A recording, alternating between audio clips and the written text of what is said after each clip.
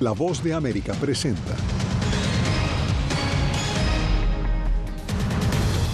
Irán amenaza que responderá con contundencia a cualquier ofensiva de Estados Unidos.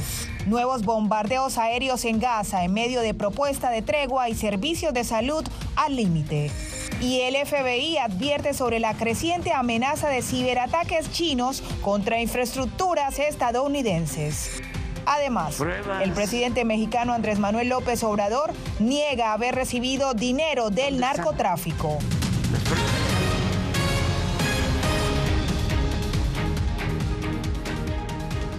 Bienvenidos al Mundo al Día, soy Diva Lizette Cash. Comenzamos las noticias. Irán advierte a Washington que responderá a cualquier ofensiva militar luego del ataque que dejó a 3 soldados estadounidenses muertos en Jordania. Saludamos a Paula Díaz, quien se encuentra en la Casa Blanca y ha seguido de cerca esta noticia.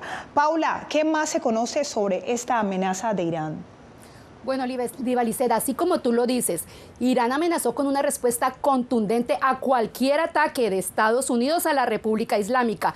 Esto después de que el presidente Joe Biden relacionó a Teherán con el ataque en el que además resultaron heridos 40 personas. El gobierno estadounidense coordina las respuestas que podrían llegar en cualquier momento contra los militantes respaldados por Irán, a quienes culpa por el ataque con drones que dejó a 3 militares estadounidenses muertos y otros 40 heridos en Jordania. El presidente Biden dijo que la decisión está tomada después de que el Pentágono le dio múltiples opciones. Creemos que el ataque en Jordania fue planeado, financiado y facilitado por un grupo llamado Resistencia Islámica en Irak, que contiene múltiples grupos, incluyendo Kateb Hezbollah. Irán amenazó con responder con contundencia a cualquier ataque de Estados Unidos contra la República Islámica, luego de que el presidente Joe Biden relacionó a Teherán con la muerte de 3 soldados estadounidenses en una base militar en Jordania. Lo común entre ustedes y nosotros es que nos conocemos. Saben que no dejamos ninguna amenaza sin respuesta. Si bien no buscamos la guerra, no le tememos y no huimos de ella. Sin embargo, preocupa que cualquier ataque estadounidense adicional pueda avivar más los ánimos en una región ya agitada por la guerra de Israel contra Hamás en la Franja de Gaza y los ataques de los rebeldes hutíes de Yemen a la navegación en el Mar Rojo. Analistas consideran que Irán prueba hasta dónde puede llegar Estados Unidos. Irán no está necesariamente interesado en participar en una guerra, por lo que tiene una manera mucho más rentable de hacerlo y políticamente efectiva de hacerlo mediante el uso de estas milicias proxy. Entonces, lo que Irán está haciendo es probar dónde está esa línea.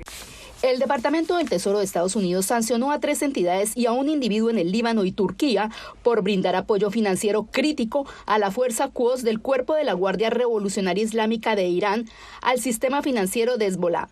Esto mientras rebeldes hutíes de Yemen dispararon varios misiles contra un buque de guerra estadounidense en el Mar Rojo, horas después de que Washington reportara el derribo de un misil.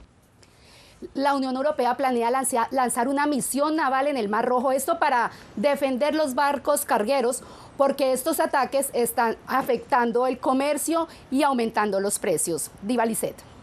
Gracias a Paula Díaz en vivo y en directo desde la Casa Blanca.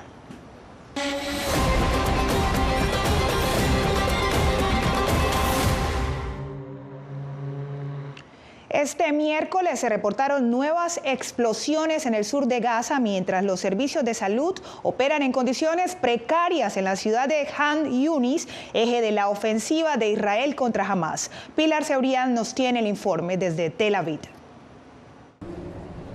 El Ministerio de Salud de Gaza alerta de la situación límite que se está viviendo en los hospitales de Han Yunis, en el sur de la Franja de Gaza, donde ya ni siquiera queda comida para los pacientes. El hospital Al-Nasser y Al-Aman llevan bajo asedio del fuego israelí desde hace más de una semana, mientras la población de Gaza está esperando con desesperación a que se firme el acuerdo de un alto el fuego a cambio de la liberación de más rehenes. Nuevas explosiones se reportaron en Han Yunis, epicentro de las confrontaciones entre Israel y Hamás. Fuertes disparos se reportaron el martes 30 de enero alrededor del Hospital Al-Amal, según un vídeo difundido por la Media Luna Roja Palestina. Sin embargo, La Voz de América no pudo verificar de manera independiente la fecha ni la ubicación de un vídeo publicado por el principal proveedor de servicios de emergencia de Gaza. La Organización Mundial de la Salud visitó este lunes el Hospital Nasser, el principal de la ciudad de Khan Yunis, y corroboró las condiciones extremas en las que opera el complejo hospitalario. Hay una enorme escasez de muchas cosas, instrumentos médicos, gasas que utilizamos más de una vez. También nos faltan bandejas de esterilización médica. Aparte de atender a los heridos, al hospital también llegan familias enteras en busca de refugio. Desafortunadamente, y como pueden ver, el hospital está lleno de personas desplazadas que residen entre los departamentos del hospital. Las enfermedades y los brotes han comenzado a extenderse ampliamente debido a la situación actual. El Ministerio de Salud de Gaza, controlado por Hamás, reporta que los más recientes ataques israelíes dejan al menos 125 muertos en 24 horas. Mientras tanto, el ejército de Israel reportó este miércoles que mató a 15 integrantes de Hamás. La ofensiva del ejército de Israel se da mientras Hamás estudia la propuesta de cese temporal de las hostilidades para un nuevo intercambio de rehenes israelíes por prisioneros palestinos. La novedad sería que habría una segunda fase con la posibilidad de comenzar a liberar a los rehenes que son soldados y también los cuerpos de quienes han muerto en cautiverio. Pilar Cebrián, La Voz de América, Tel Aviv. Y seguimos en Medio Oriente porque además de los casi 2 millones de personas que han abandonado sus hogares en Gaza, según la ONU, el conflicto también ha provocado desplazamientos en Israel. Desde el Kibbutz Be'eri, Celia Mendoza nos trae el testimonio de 2 hombres desplazados. Es necesario entender que cada una de estas son ventanas de refugios antiaéreos en las que podemos ver el humo salir. Algunas personas murieron allí, otras lograron salir o pudieron esconderse durante horas y quedaron atrapadas en medio de la masacre. Rami Gold, de 70 años, es un veterano del ejército de Israel que sobrevivió el ataque de Hamás el 7 de octubre y recorrió el kibutz casi 4 meses después junto a La Voz de América. Un grupo de personas de mi edad más o menos decidió arreglar el lugar y cuando sea el momento adecuado para que la gente regrese, será lo suficientemente acogedor. Aquí en el Kibbutz Be'eri se escucha constantemente el sonido de los helicópteros sobrevolando esta zona, así como las explosiones, parte de las operaciones que adelantan las fuerzas de seguridad de Israel en Gaza, a metros de donde nos encontramos. Sin embargo, para el residente de este lugar es fundamental regresar a su casa y convertirla nuevamente en su hogar. Para Muates, residente de Gaza de 40 años, que prefirió no revelar su apellido y quien poseía uno de los más de 18,000 permisos del gobierno para trabajar en Israel, el ataque de Hamás lo ha dejado a la deriva en Cisjordania. Cuando comenzó la guerra el 7 de octubre, el primer día, algunos de nosotros fuimos arrestados y muchos de los hombres fueron traídos aquí a Ramallah. Yo soy uno de ellos y como tenemos miedo, nuestras familias se quedaron en Gaza y no sabemos qué hacer. Solo nos quedaremos aquí. Ambos hombres han enfrentado desplazamiento, pero el regreso a casa para cada uno de ellos presenta retos únicos mientras continúan las operaciones militares en Gaza. Celia Mendoza, Voz de América, Kibbutz Be'eri. Mientras tanto, la ayuda de la ONU para los palestinos podría llegar a su fin. A finales de febrero, si los donantes no restablecen los fondos suspendidos luego de que Estados Unidos pidiera una investigación por la supuesta participación de una docena de empleados en los ataques del 7 de octubre. Ángela González con el informe. El Consejo de Seguridad en sesión sobre los palestinos escuchó al coordinador de la ONU sobre asuntos humanitarios y ayuda de emergencia, Martin Griffiths, sobre las consecuencias de la suspensión de fondos a la agencia que provee ayuda humanitaria en Gaza. Los servicios de salvamento de esta agencia, a más de las 3/4 partes de los residentes de Gaza, como lo mencionaron tantos Estados miembros, no deberían verse amenazados por las supuestas acciones de unos pocos individuos. Es una cuestión de extraordinaria desproporción. La embajadora de Estados Unidos ante la ONU dijo que esperará conocer los resultados de las investigaciones y reiteró que buscan cambios al interior de la Agencia Humanitaria de la ONU para los Palestinos, la cual está bajo escrutinio por las acusaciones de Israel de tener al menos 12 empleados implicados en los ataques de Hamás del 7 de octubre. Es vital que la ONU tome medidas rápidas y decisivas para responsabilizar a cualquiera que sea culpable de acciones atroces y fortalecer la supervisión de las operaciones de la UNRWA y comenzar a restaurar la confianza de los donantes. La decisión de los Estados Unidos de suspender temporalmente nuestra financiación para la UNRWA se tomó independientemente de otros donantes. Otros países como Noruega han anunciado que mantendrán el apoyo a la agencia de la ONU y en reunión con los principales donantes, el secretario general pidió a la comunidad internacional no renunciar a este compromiso, trabajar en equipo y avanzar para un proceso de paz significativo entre Palestina e Israel. Ángela González, Voz de América, Naciones Unidas, Nueva York. Volvemos a Washington porque este miércoles, durante una comparecencia ante los legisladores de la Cámara de Representantes, el director del FBI, Christopher Wray, advirtió sobre la creciente amenaza de ciberataques chinos contra infraestructuras estadounidenses. Vamos con Jacopo Luzzi para saber cuál es el riesgo para Estados Unidos. Jacopo, te escuchamos. Bueno, Divalicet, hackers del gobierno chino estarían muy ocupados atacando plantas de tratamiento de agua, la red eléctrica, oleoductos y gasoductos naturales, sistemas de transporte y otras infraestructuras dentro de Estados Unidos. Wray, de hecho, advirtió que hasta ahora se ha dado muy poca atención a esta amenaza y que en futuro el peligro podría crecer. Los hackers chinos se están posicionando en la infraestructura estadounidense en preparación para causar estragos y causar daños en el mundo real de los ciudadanos y comunidades estadounidenses, siempre y cuando China decida que ha llegado el momento de atacar. No se centran solo en objetivos políticos y militares. Podemos ver desde dónde se posicionaron en la infraestructura civil que los golpes bajos no son solo una posibilidad en caso de conflicto. Los golpes bajos contra civiles son parte del plan de China. Según Wray, los hackers chinos son una amenaza para la seguridad estadounidense y aunque los funcionarios cibernéticos han hecho sonar la alarma durante mucho tiempo sobre los peligros cibernéticos de China, la dramática advertencia diva de este miércoles subraya el enorme nivel de preocupación ahora.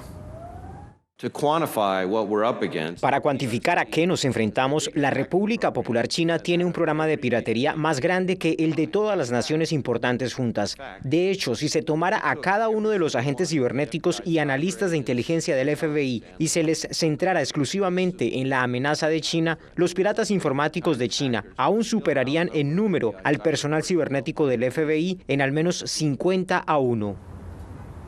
Esta audiencia se produce a raíz de un gran esfuerzo por parte de funcionarios estadounidenses y chinos para aliviar las tensiones en la relación entre las dos superpotencias. De hecho, según la prensa estadounidense, en noviembre el presidente chino Xi Jinping aseguró al presidente estadounidense Joe Biden que China no interferirá en las elecciones estadounidenses 2024. Gracias a Jacopo Luzzi. Y seguimos también en el Capitolio porque este miércoles senadores acusaron a los directivos de las plataformas Meta, X, TikTok, Discord y Snapchat de no hacer lo suficiente para limitar los riesgos que plantean las redes sociales, tales como los depredadores sexuales o el suicidio de adolescentes. En la audiencia, frente a varias víctimas, los ejecutivos se comprometieron a desarrollar nuevas políticas y sistemas de protección. Mark Zuckerberg, presidente de Meta, pidió perdón a las familias. Escuchemos. Would you like to apologize for what you've done to these good people?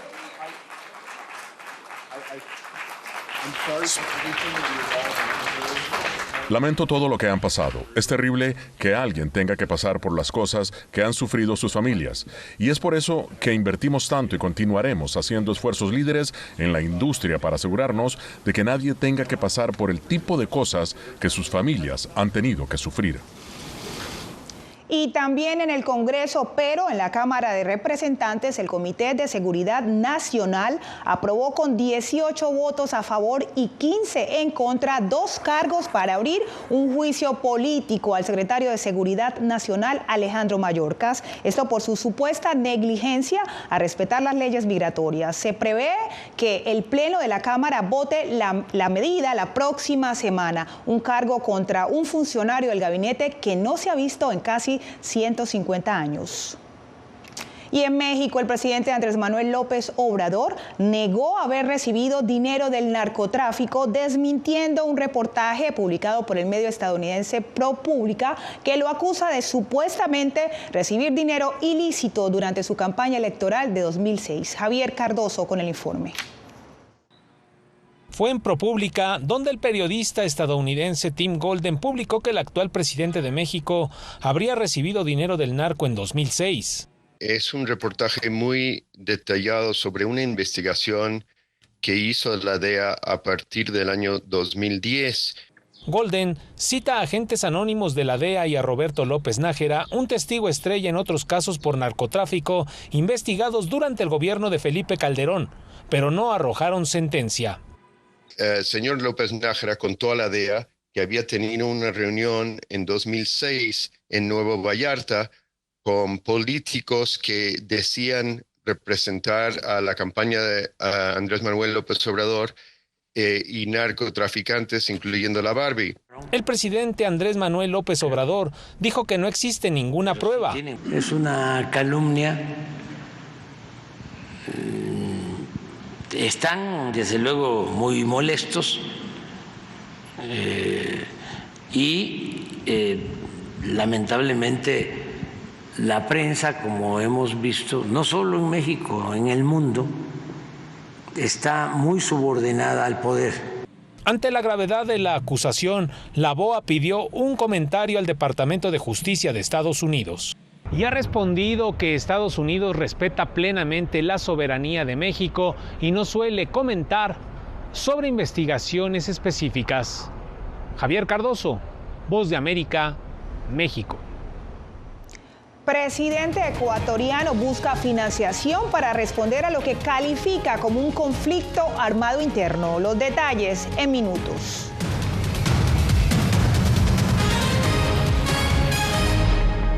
Soy Néstor Aguilera, corresponsal de La Voz de América en el Ecuador. Informar sobre la realidad de un país exige una alta dosis de responsabilidad periodística, más aún cuando las noticias evolucionan a cada instante. Aquí en La Voz de América encuentras noticias veraces, precisas y balanceadas. Valores profesionales que me motivan a trabajar día a día para informarte de manera profunda sobre los temas que más impactan tu vida diaria. Porque en La Voz de América, la prensa libre importa.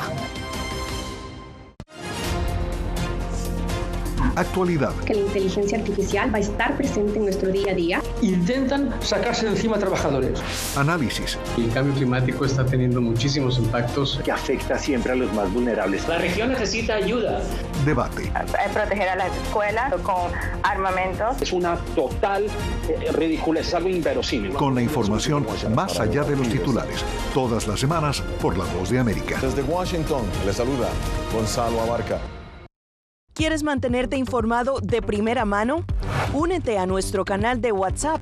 Lo que ocurre en Estados Unidos, América Latina y el mundo directamente a tu celular. Escanea el código que ves en pantalla y conéctate con las noticias para recibir información veraz y balanceada. Noticias de última hora, reportes originales y verificación de información. Porque en La Voz de América, la prensa libre importa.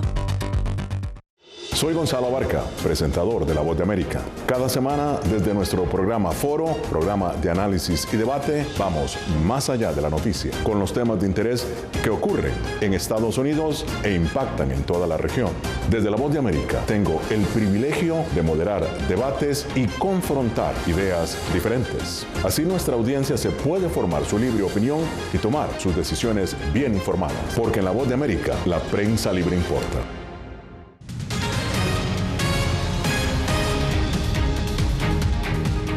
En México, 6 años después del asesinato de un periodista, esta semana inició el juicio para esclarecer el crimen. Vicente Calderón nos explica que los recursos legales interpuestos por la defensa habían retrasado el proceso. En los juzgados de la ciudad costera de Rosarito y más de 6 años después del asesinato del reportero Luciano Rivera, inició el juicio contra 2 sujetos acusados de matarlo. Ellos promovieron un amparo y hasta hace poco se resolvió ese término, es por eso que se reanuda hasta esta fecha.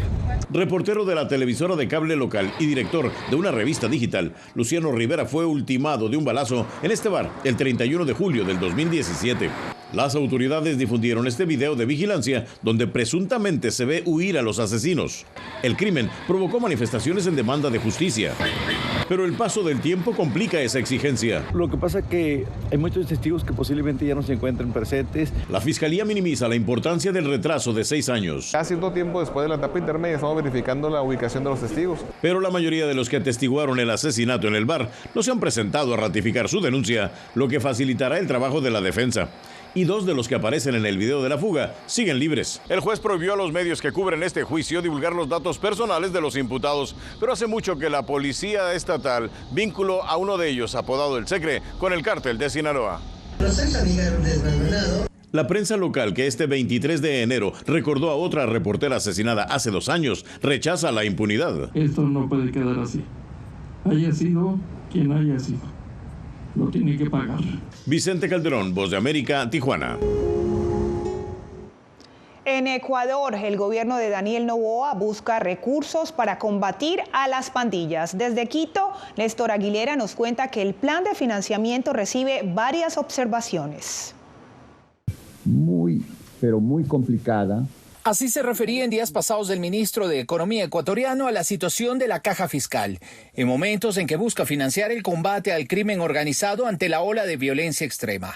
La primera opción del gobierno fue proponer un aumento del impuesto al valor agregado del 12 al 15% a través de un proyecto que se debe aprobar en el legislativo. Se recaudará aproximadamente 1.300 millones por incremento y por un esfuerzo adicional que harán las empresas más grandes. El mayor problema en materia económica es el enorme déficit fiscal, 5.373 millones, según datos oficiales. Según el legislativo, se sugirió una modificación a la iniciativa gubernamental, un IVA al 15% temporal y al 13% de forma definitiva. El exministro de Economía, Carlos de la Torre, difiere de la iniciativa oficial. Explicó que hay gastos ya asignados a Fuerzas Armadas y Policía en el presupuesto general del Estado, que contempla para 2024 una proyección de alrededor de 3.300 millones de dólares para defensa y asuntos internos vinculados con seguridad. Pero el problema es que se está utilizando como pretexto el tema de la guerra interna para resolver el problema de la caja fiscal que viene desde antes. El excomandante del ejército, Luis Altamirano, también es partidario de buscar otras formas para obtener recursos. Se podría pensar en una contribución especial dependiendo de grupos económicos o de determinados sectores. La segunda opción que tiene el gobierno de Noboa es nuevamente abrir el debate sobre la posible reducción de los subsidios a los combustibles, que ha generado protestas sociales en el pasado con enormes costos para el país. Néstor Aguilera, Voz de América, Quito. Cuando regresemos, la fiebre beisbolera se apodera de la Ciudad del Sol.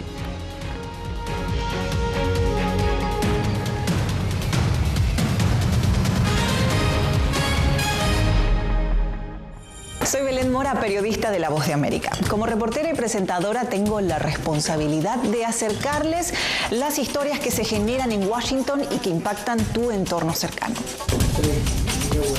Desde perspectivas diversas en un ambiente informativo en constante evolución que pone a prueba y nos hace poner en la balanza nuestros valores profesionales, te presentamos información veraz, porque en La Voz de América la prensa libre importa. En tiempos de cambios, cuando el mundo parece incierto y lo que escuchamos no refleja lo que vemos, buscamos la verdad. A través de la pantalla de la... Cuando nos cuentan solo una parte de la historia, perdemos la confianza. Soy Jacopo Luzzi, reportero de La Voz de América aquí en Washington, D.C. Ya sea informando desde el Capitolio, desde la Casa Blanca, cubriendo el impacto del cambio climático, el impactante tema migratorio, o subir en un avión y cruzar medio mundo para estar en el lugar de la noticia con la información precisa y veraz, este es mi compromiso como periodista. Un compromiso de vida profesional que comparto con ustedes, porque en La Voz de América la prensa libre importa.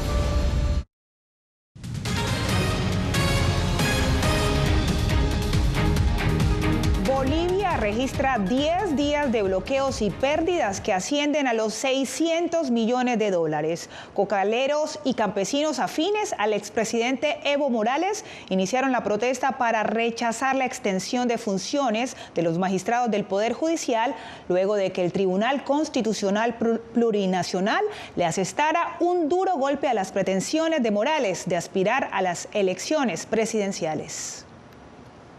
La fiebre por el béisbol se apodera de Miami. Nuestro corresponsal José Pernalete nos muestra cómo la Ciudad del Sol se prepara para albergar a la Serie del Caribe a partir de este jueves. El béisbol acapara la atención en Miami. En tan solo horas arranca la Serie del Caribe, el torneo anual en que los equipos campeones de 7 naciones se disputarán la supremacía regional en una cartelera que incluye 3 partidos diarios. Hay un sold out en varios de los juegos, entre ellos República Dominicana y Puerto Rico, por ejemplo, y el Dominicana contra Venezuela, que es el primer día, el próximo jueves, se dice que está bastante lleno. Entonces creo que va a ser una fiesta del béisbol y es justamente eso lo que buscan los Marlins con el hecho de traer la Serie del Caribe acá a Miami. Los organizadores del evento quieren repetir la convocatoria lograda en 2023 con la celebración del Clásico Mundial de Béisbol en el estadio Loan Depot Park. Entre 25 y 33 mil personas, algunos partidos, quizás más. Pero bueno, los de la mañana obviamente van a depender de cuál sea el equipo, si son fines de semana o no, pero estamos esperando alrededor de 6.000, 7.000 personas en las mañanas. Los detalles de la logística están en completo desarrollo para la celebración de esta fiesta deportiva en Miami. De hecho, será reforzada la presencia policial durante la Serie del Caribe. El objetivo de las autoridades es garantizar un ambiente de celebración. Vamos a tener varios oficiales alrededor del evento y adentro, y también vamos a tener oficiales encubiertos, eso se pueden sentir muy seguros. Serán 25 partidos que se celebrarán hasta el 9 de febrero. Participarán los equipos campeones de México, Venezuela, República Dominicana, Puerto Rico, Panamá, Curazao y Nicaragua. El gran ausente será Cuba, que había participado en ediciones anteriores. José Pernalete, Voz de América, Miami. Y usted no se mueva, que ya regresamos con más en El Mundo al Día. Soy Verónica Villafañe, corresponsal para La Voz de América en Los Ángeles. La Voz de América me ha dado el espacio para contar las historias de personas excepcionales y continuar informando sobre las noticias más importantes y relevantes para nuestra audiencia, presentando los hechos de forma imparcial y con fuentes confiables, principios fundamentales del periodismo. Por eso valoro trabajar con La Voz de América, donde la prensa libre importa. Actualidad. Que la inteligencia artificial va a estar presente en nuestro día a día. Intentan sacarse de encima a trabajadores. Análisis. El cambio climático está teniendo muchísimos impactos que afecta siempre a los más vulnerables. La región necesita ayuda. Debate. Proteger a las escuelas con armamentos. Es una total ridiculez, algo inverosímil. Con la información más allá de los titulares. Todas las semanas por La Voz de América. Desde Washington, le saluda Gonzalo Abarca. Soy Claudia Saldaña, corresponsal de La Voz de América en El Salvador. Ejercer el periodismo es un desafío que crece constantemente frente a la complejidad del escenario político de mi país. Presentar todas las voces, todos los ángulos y el contexto nos permite ofrecer a ustedes, nuestras audiencias, un panorama más completo de nuestra realidad. La imparcialidad está en el ADN de la VOA y me siento orgullosa de ser parte de este gran equipo de profesionales que demostramos cada día por qué la prensa libre importa. Poder ser la voz de la denuncia de tantas personas que sienten fuertemente vulnerados sus derechos. Una de las patas que sostiene la democracia debe ser la libertad de prensa. Periodismo, la prensa libre importa. Una coproducción de La Voz de América con nuestras afiliadas en la región. ¿Cómo garantizar que las voces lleguen a quien tienen que llegar? Impunidad, indolencia de la justicia son nuestros principales enemigos. Disponible en vozdeamerica.com.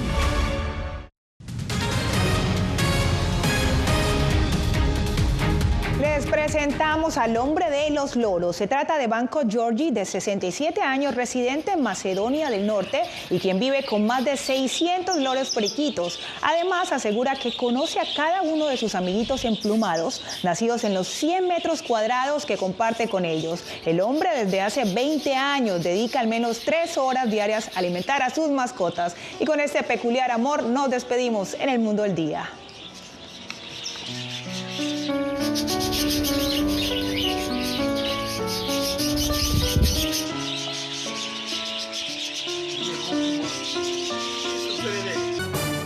La Voix de l'Amérique.